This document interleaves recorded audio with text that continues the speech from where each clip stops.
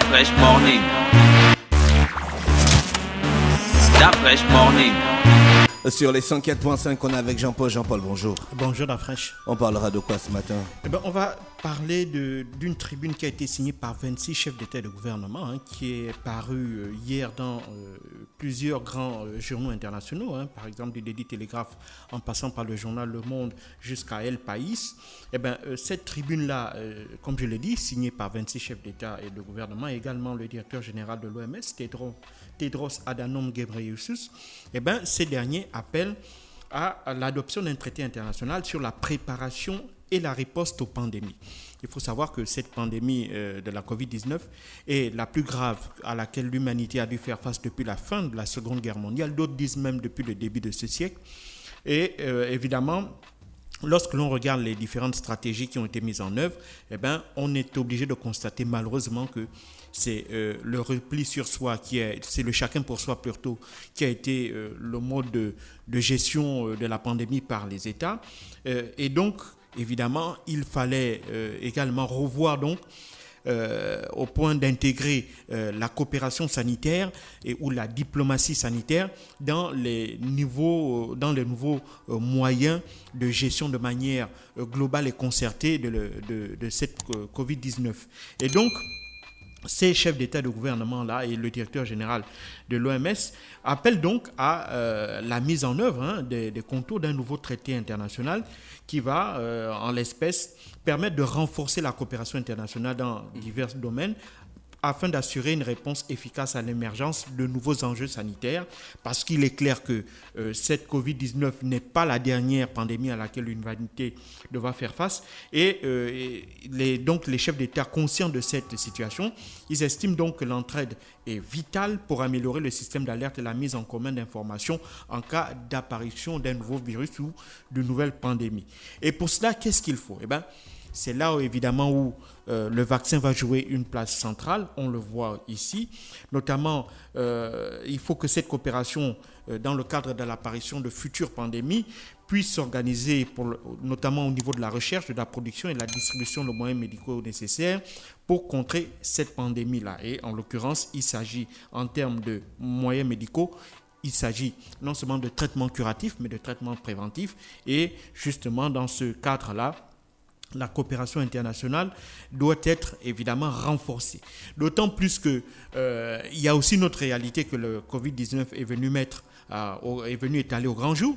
C'est, si tu veux, les limites du système international actuel, avec un système des Nations Unies où on a certes 194 pays qui sont affiliés, mais on se rend compte que c'est une véritable bureaucratie à laquelle on a une petite oligarchie qui est représentée au sein du Conseil de sécurité, dont on a 5 membres permanents qui ont un droit de veto et qui ont la possibilité à chaque fois de bloquer des résolutions prises par, y compris même la majorité des États membres de l'Union des Nations Unies. Donc on voit bien qu'il faut réformer ce système et que celui-ci ne s'adapte plus aux réalités actuelles, et la pandémie de la Covid-19 le démontre très bien, puisque notamment au cours de ces 4 dernières années, avec notamment l'arrivée de Donald Trump à la Maison-Blanche, on a vu un retour à l'isolationnisme, au nationalisme, au protectionnisme. Et donc tout ça a fait que les grandes valeurs qui régissaient les relations internationales à la fin de la Seconde Guerre mondiale pour éviter non seulement l'apparition de nouveaux grands conflits, notamment en essayant de mettre en œuvre tous les moyens pour consolider la paix, pour renforcer la solidarité, on n'avait pas pris en compte le risque sanitaire.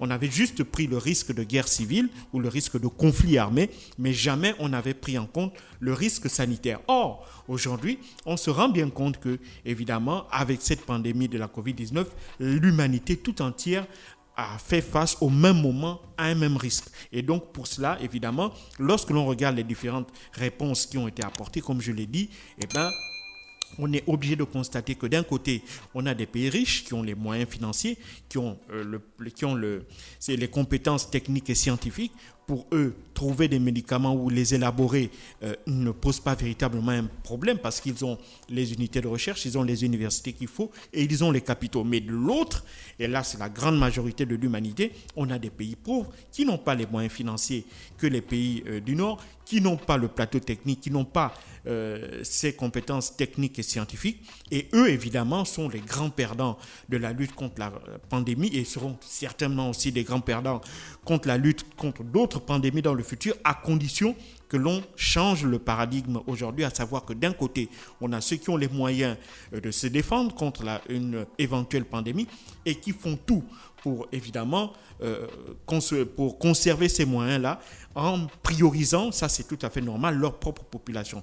Mais d'autant, il ne faut pas oublier que il faut sortir de l'isolationnisme qui, il ne faut pas l'oublier, était à l'origine des 2 grandes guerres que le siècle dernier a connues. Et donc le fait que le risque sanitaire là vienne révéler encore, vienne ressortir, si tu veux, tous ces fantômes du passé là qui avaient conduit aux 2 grandes guerres, ont amené, et je pense à juste titre, à ces chefs d'État et de gouvernement à essayer d'attirer l'attention de l'ensemble des chefs d'État de la planète pour qu'ensemble ils s'assoient et ils réfléchissent de nouveau sur comment faire pour évidemment lutter contre ce risque-là, ce risque sanitaire qui ne sera, comme je l'ai dit, qui ne sera pas le dernier. Mais pour cela, évidemment, quand on regarde, comme je l'ai dit, la structure du système des Nations Unies, évidemment, c'est très difficile. D'autant plus que quand on regarde les signataires de cette tribune, eh ben, sur les 26 chefs d'État et de gouvernement, il n'y a aucun chef d'État et de gouvernement des 3 principales puissances militaires et, si tu veux, scientifiques de la planète. Il n'y a pas les États-Unis, il n'y a pas la Russie, il n'y a pas la Chine qui ont signé. Et il n'y a pas l'Inde aussi, parce que l'Inde, c'est le premier producteur mondial de médicaments génériques.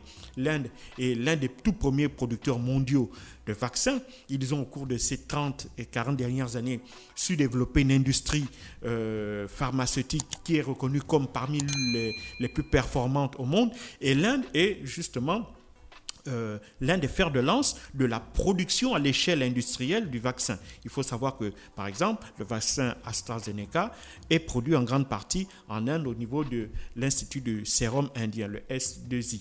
Et donc l'Inde également ne figure pas dans la signature de cet appel-là à l'élaboration d'un nouveau traité qui puisse mettre en place les bases d'une coopération sanitaire en cas de survenance d'une éventuelle pandémie. Et ça, c'est quelque chose qui est dommage. Mais ce qui est, évidemment, il ne faut pas rester dans l'alarmisme. Mais par contre, je pense que cet appel aussi est un excellent espoir pour le futur, puisqu'on a quand même des pays comme la France, on a des pays comme la Grande-Bretagne, on a des pays comme l'Espagne, qui ne sont pas des moindres dans le système des Nations Unies actuel, mais au moins ça laisse présager qu'il y a de l'espoir et qu'il y a un travail à faire au niveau de la sensibilisation de ces grandes puissances-là pour les intégrer dans un modèle de pensée qui intégrerait le fait qu'aujourd'hui, il y a des biens, comme on l'a fait il y a environ 20 ans pour les biens culturels, en disant que le bien culturel, c'est un bien qui appartient à l'humanité